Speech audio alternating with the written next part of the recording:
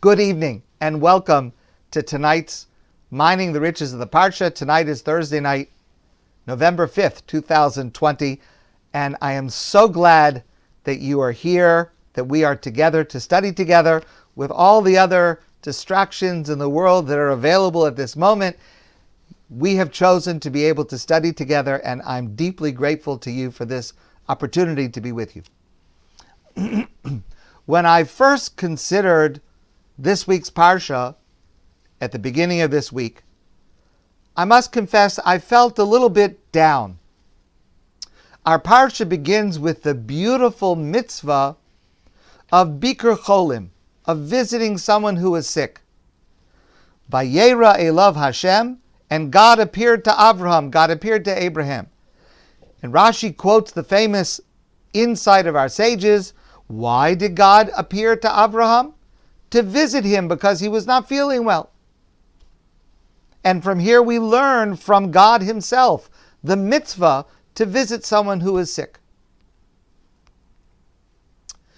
Also at the beginning of the Parsha, we see the mitzvah of showing hospitality to guests, especially to strangers, as Abraham welcomes and invites 3 strangers into his home. Like you, these mitzvos are central to my social and religious life. And both of these mitzvos are unavailable to us now because of COVID. But I quickly realized, of course, that in essence, lifting the spirits of someone who is not well and making sure someone you know or someone you do not know feels connected to you and appreciated by you does not require in-person contact.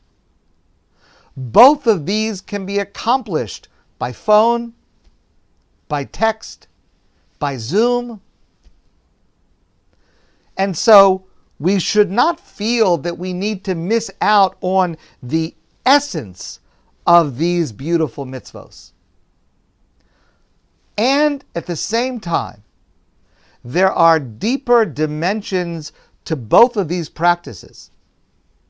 And I'd like to suggest to you that not having the opportunity to do this in person now can allow us to focus this week on a deeper understanding of these 2 practices that is extremely relevant to us right now.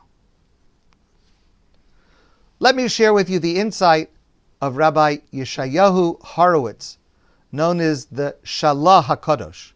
He lived in the 1600s in Tzfat. And he points out that this practice of inviting guests into our home and making strangers feel welcome in our home, this is not only something that we do for an other, it should also have an impact on our own spiritual life. Because it should allow me to focus on the fact that the truth is we are all guests in God's home. We are all travelers through this world.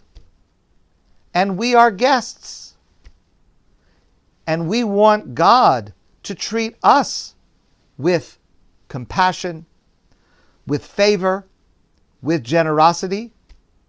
So, of course, we need to do the same to those who come into our orbit, who come into our home.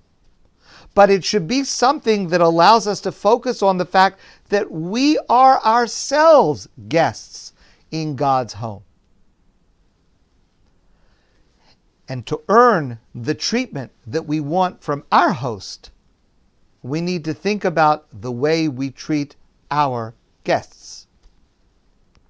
And I think that many of us can relate to this, especially now, as we sit at our own smaller dinner table.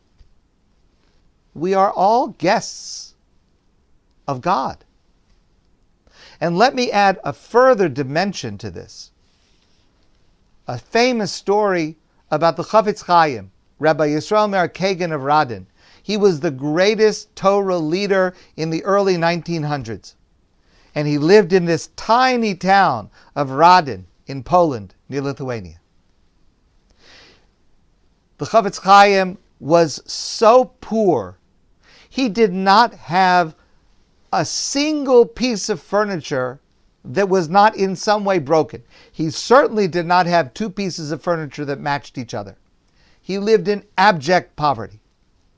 Once it happened that a wealthy traveler came through town and came to visit the Chafetz Chaim, because the Chafetz Chaim was renowned around the world as the leader of the Jewish people at his time. So this wealthy man comes to visit him, and he comes into the Chafetz Chaim's home, and he sits down on a chair that really is almost a little bit broken, and he says to the Chafetz Chaim, he says, I don't understand. You're the greatest rabbi in the world today.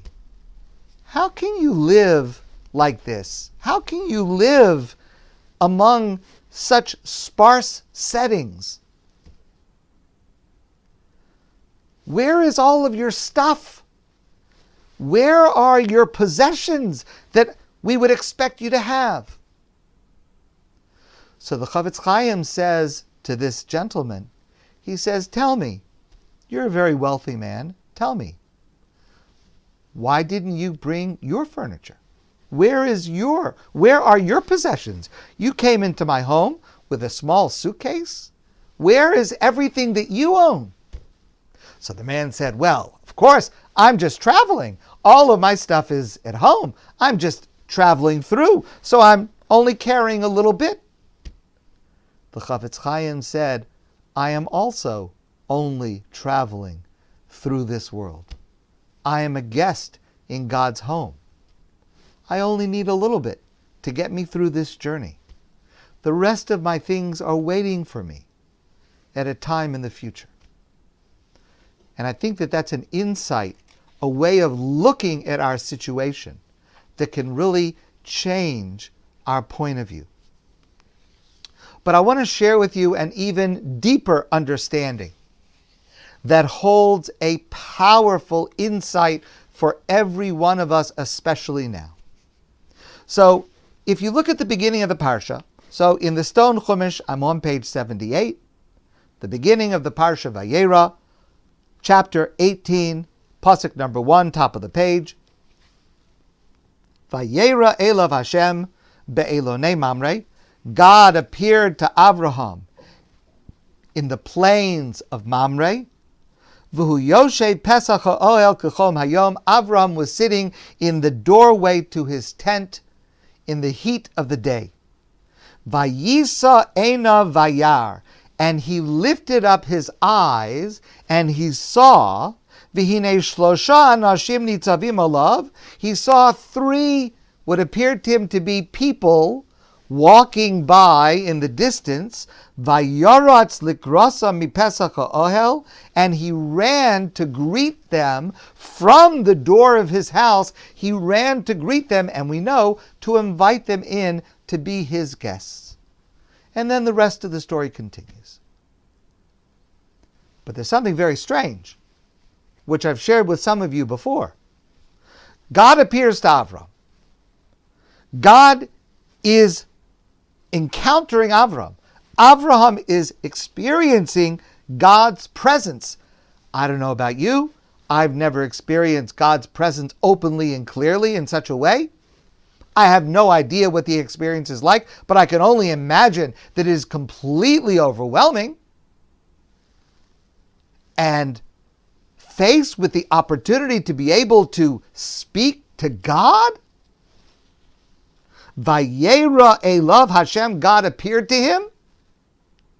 And you know how sometimes you're talking to somebody and they're looking over your shoulder because they're really looking for the next person they want to talk to? Avram sees three strangers walking by.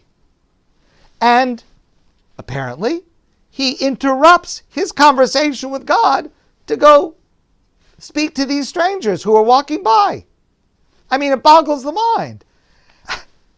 I mean, first of all, is that right? Is that the right thing to do? But could anybody imagine if you were actually speaking directly to God, would you interrupt to speak to somebody else? So, our sages famously tell us in the Talmud, from here we learn, Gedola hachnasas archim mikabalas b'nei Shechina. It is greater to greet guests and to invite them into your home. That is greater than an encounter with God. Okay, that's amazing. That's a fantastic, extraordinary lesson. That Avram is willing to put God on hold because there's an even higher purpose than an encounter with God. Even higher than that is welcoming guests. That's amazing. That's incredible. The problem with that is, for us, how do we derive any meaning from that? Because, again, maybe you have encountered God. I don't know. I certainly have not in a direct, open manner. I've never had that kind of revelation of God's presence. What am I supposed to learn from Avraham if I've never had any similar kind of experience? How do I derive anything from what Avraham does? So I want you please to listen to an incredible story from Bailey Newman, who I've quoted to you a couple of times recently. And this story transmits a deeper understanding of this lesson. Now, Bailey, at the time that she wrote this, had a job as a school counselor. And her job is when kids are having trouble, having problems. She was working in a Jewish school. They would send them to the counselor's office to talk it out. And she tells the story one day of a young boy. We'll make up a name. Let's call him Danny. And Danny came into her office and he was broken. He had been berated. He had had one of those mornings. The school morning, the day starts with tefillah, with davening, prayer. So all the kids have to daven. Danny did not get a gold star in tefillah that morning. In fact, he was asked to leave the room. Because while everybody else was busy with prayers, Danny was doodling. He was writing on some papers. And even after his name was put up on the board, indicating that he was being unfocused, he refused to put the paper away. He refused to put the pen down.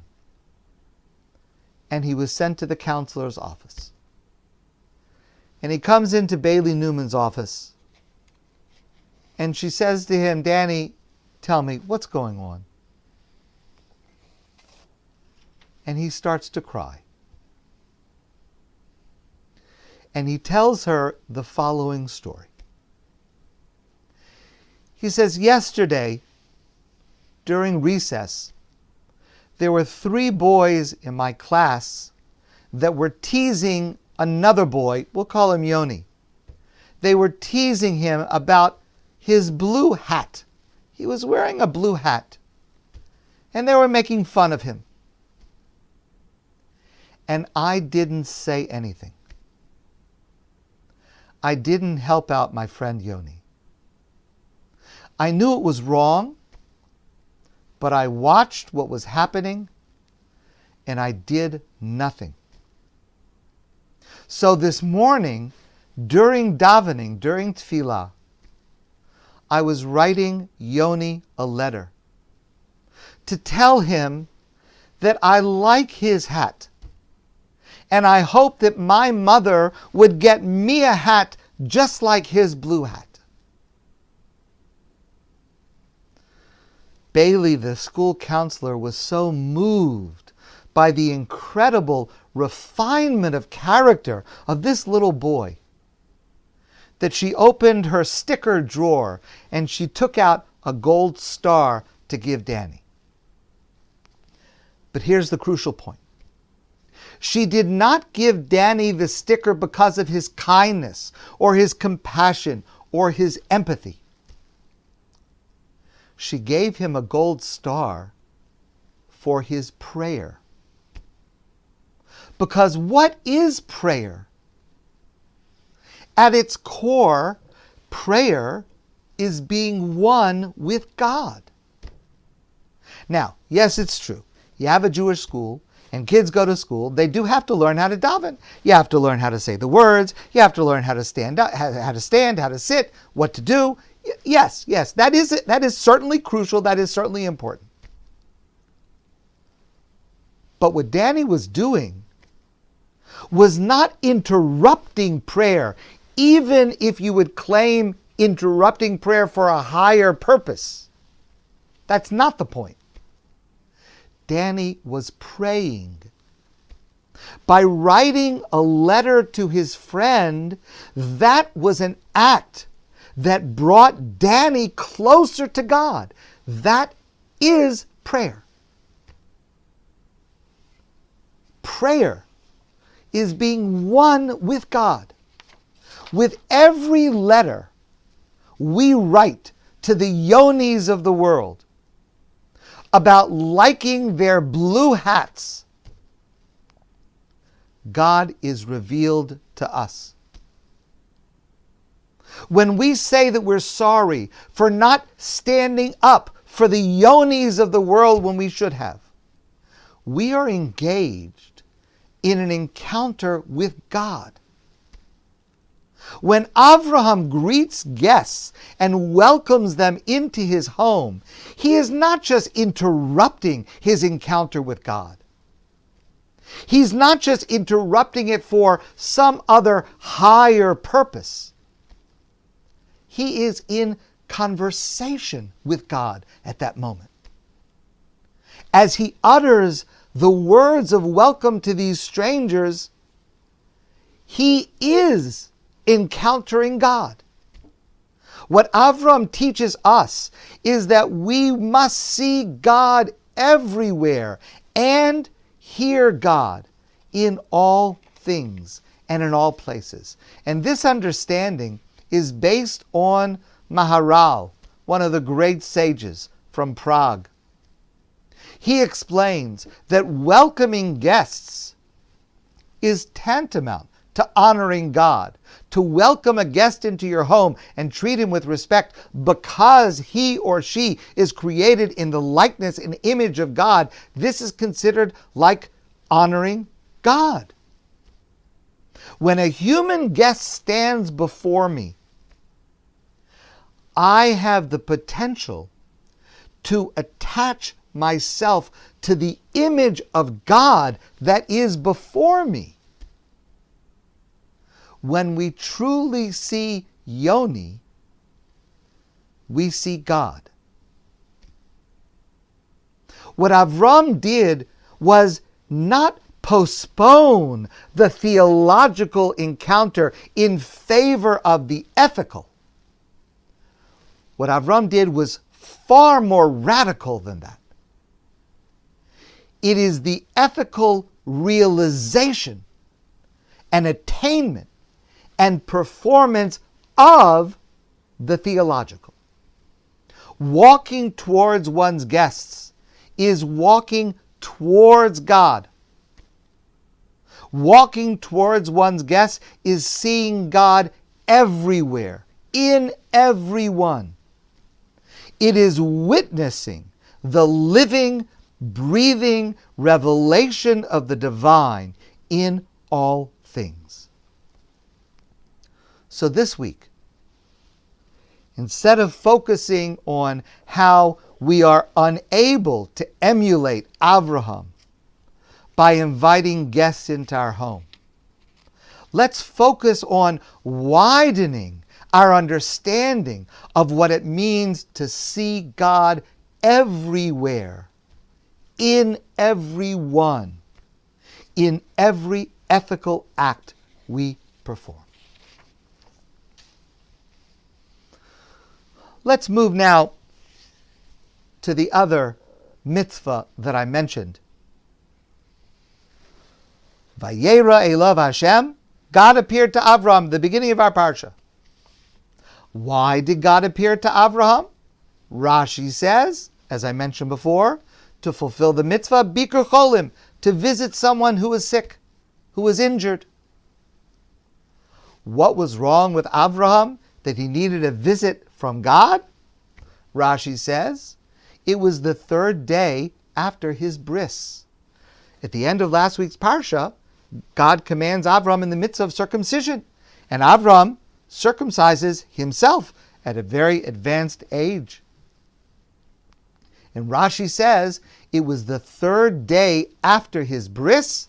Avraham was in pain, and God came to visit him to cheer him up, to make him feel better. Why specifically the third day after the bris? Why not the second day? Why not the fourth day? So Rashi gives us a medical reason. I'm not a doctor, but I think it has some recognized truth even today. Rashi says that the third day after an operation is the most painful. That's the day that a person suffers the most from an operation, on day 3. So that was the day to visit. That was the day that Avraham needed cheering up. And so God visits on the third day. Okay, that's Rashi's understanding of how this passage unfolds. Rabbi Shlomo Carlebach gives a deeper answer. It's not a medical answer. It's an emotional answer. And it goes like this. Avraham giving himself a bris, circumcision, that is a radical act. It's a holy act, but it is a radical act. On the first day, you do something holy, radically holy. You're energized. You're radiant. You're enthusiastic about this gigantic step you have taken. On the second day, you're a little bit more calm. You're somewhat more even. On the third day, you may start to regret what you did. There's a term for this, buyer's regret. And it applies in every area of life when we extend ourselves beyond our comfort zone. A person gives a generous donation, just a little bit more than they feel that they can comfortably afford. Someone commits to an involved act of kindness, and it turns out it's just a little bit more involved than I thought it was going to be when I agreed to it. A person plans on a change in their routine, or their character, or a new direction in life. We see an example of this later in our Parsha, the famous narrative of Akedas Yitzchak, the binding of Isaac. What God asks of Abraham near the end of our Parsha, and of Yitzchak, of course, that Abraham be willing to sacrifice his son on an altar, is so immense. It's so overwhelming.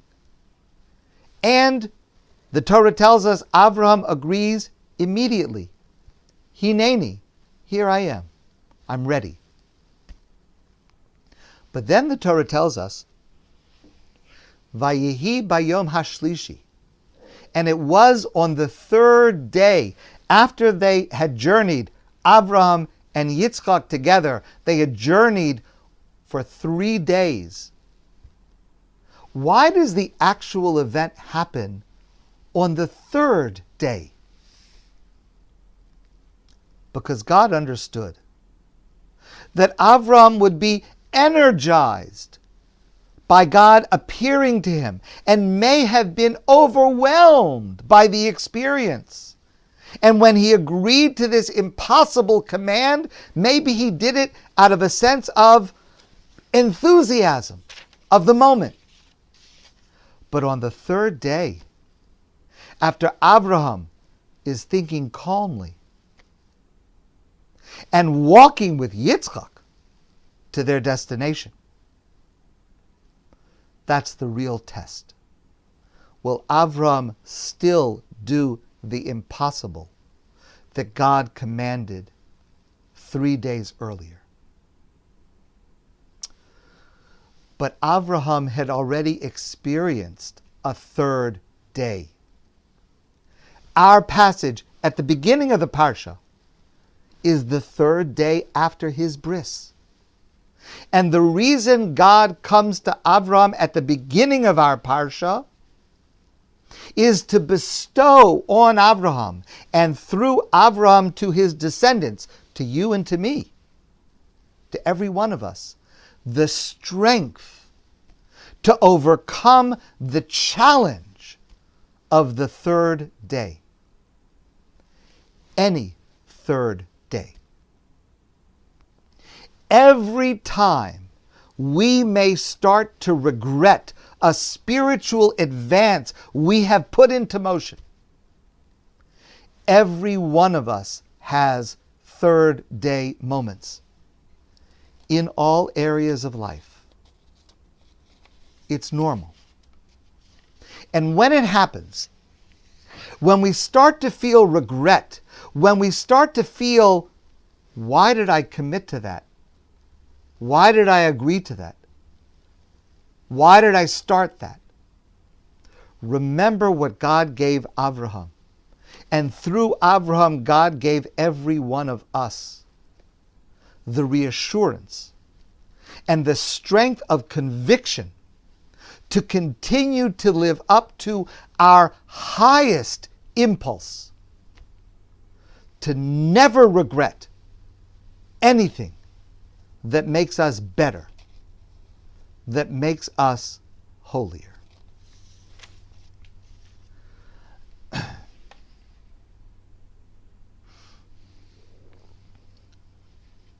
Let me share one last piece.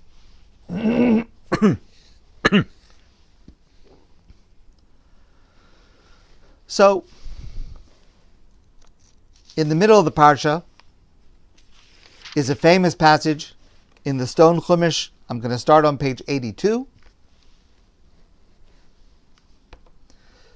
which is chapter 18, Yud Ches, starting with Pasuk Chaf, number 20. VaYomer Hashem, God says, Zakas Sodom va'amara ki rabba, v'chatasam ki chavda ma'od. The cry of wickedness arises from the cities of Sodom and Amorah. I'm going to descend and see what's going on there. Vayigash Avram vayomar. But Avraham spoke up. And Avram says to God, Ha'af tispeh tzaddikim rasha? You mean you're going to kill the righteous along with the wicked? Chalila lecha me'asos kedavar hazeh.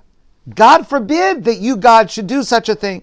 Lahamis tzaddikim rasha, to kill the righteous together with the wicked. V'haya katzadik karasha, the righteous should be treated the same as the wicked. Chalila lach hashofet kol haaretz layasha mishpat. God forbid that you, the judge of the entire world, should judge unjustly? Avram says to God. How could you possibly destroy the entire city? It seems that Avraham, at least on the surface, is not so good at bargaining. God says to Avram, I'm going to destroy the cities Sodom and Amorah. All the people there will be killed. Abraham responds, how could you do such a thing, to kill the righteous together with the wicked? But I purposefully left out one pasuk in the middle. Pasuk Chaf Dalid, number 24. In the middle, Avram says, Ulai yesh 50 tzadikim b'soch ha'ir. Maybe there are 50 righteous people in the city. Ha'af tispe v'lo sisa lamakom leman 50 tzadikim asher b'kibah. Won't you save the entire city because of these 50 righteous people? Okay, we know how the passage goes on. Abraham bargains with God, 50, 40, 30, and finally 10. Will you not save the entire city if there are 10 righteous people in the city? Wait a second. Hold on. Let's try to follow the logic here. First, Abraham says it's unjust to kill the righteous together with the wicked. Okay, if it's unjust to kill the righteous with the wicked, save the righteous and punish the wicked. I mean, that's the logical consequence of what Avram himself says. Where in the world does Avram get this idea that if there are 50 or even if there are 10 righteous people in the city, that should mean to save the entire city? I mean, that's also not just. Justice would seem to be served by rewarding the righteous and punishing the wicked. If Avram is arguing for God's justice, what sense does it make to say that the whole city should be saved because of these few individual righteous people? So I want to share with you the approach of Rabbi Shamshon Raphael Hirsch. Let's read again carefully the words that Avraham says to God. Ulai yesh 50 tzadikim b'soch ha'ir.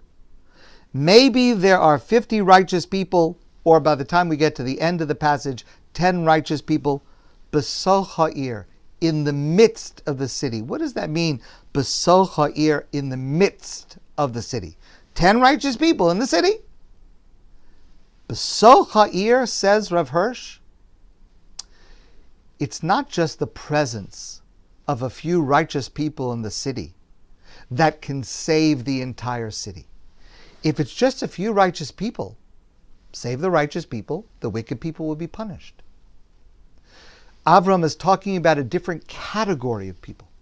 Avram is talking about people who are not only righteous, but they are righteous b'soch ha'ir, in the midst of the city, involved with the inhabitants of the city, reaching out to the inhabitants of the city. People who are encouraging, persuading, influencing others. In defining such a person, Hirsch says, he or she takes everybody to heart. He never despairs, is never tired of trying, however distant the hope of success may be, to try to influence a person to be better, to turn away from wickedness. For 50 of these people, or even for 10 of these people, it is worth saving the entire city, because through them, the entire city can be transformed. That's the logic of Abraham's reasoning. You can warm yourself from the cold by lighting a fire. You will be warm and comfortable, and everyone around you will also be warm and comfortable. You can also warm yourself from the cold by putting on a heavy fur coat. You will be very warm and comfortable, but everyone around you will still be cold. That's the meaning of the great Yiddish phrase, a tzaddik in Peltz, which literally means a righteous person wrapped up in a fur coat. What it means is a person who is a tzaddik, they're righteous, but they're only concerned about their own religiosity. They're only concerned about their own spirituality. They're only concerned about their own spiritual warmth. Such a person would not qualify for Abraham's standard of Besoch ha'ir, in the midst of the city, engaging and influencing others. We need to be that kind of a person. We need to be the kind of a person to those around us that is Besoch ha'ir, not a tzaddik in Peltz. We desperately need people today who are Besoch ha'ir, who are involved. Our world, our community, our social circle, our family. We are desperate for influencers, for good, role models that we can relate to for good. We cannot afford today people with goodness who keep it to themselves, who warm only themselves. There's another great Yiddish expression. Macht cholent far sich allein. Everyone makes their own little cholent. You make your own little cholent for yourself. It's delicious. But the world needs you to make a big cholent. Okay, so today I mean this in a metaphoric sense. The world needs a big cholent that you can share, that can warm others, that can lift up others. Don't be a tzaddik in Peltz. Don't make your own small cholent just for yourself. We all need the light of the goodness that you have. My friends, I want to thank you very, very much. I want to wish you a great evening, a fantastic Shabbos, and I look forward to seeing all of you soon in person.